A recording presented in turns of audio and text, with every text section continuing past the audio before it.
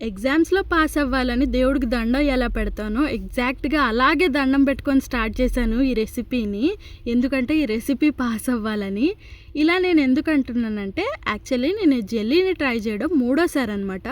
First 2 సార్లు try చేసినప్పుడు బీభత్సమైన ఫ్లాప్ అనమాట. ఫస్ట్‌ది ఫ్లాప్ అయితే, సెకండ్‌ది అట్టర్ ఫ్లాపు.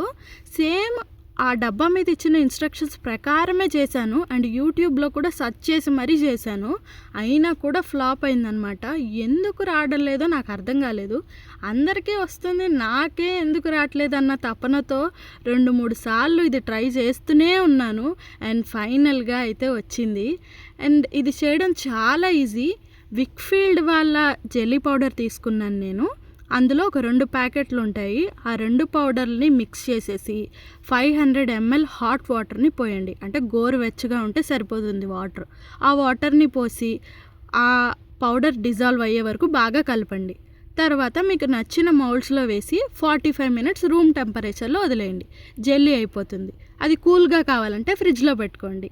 అంతే.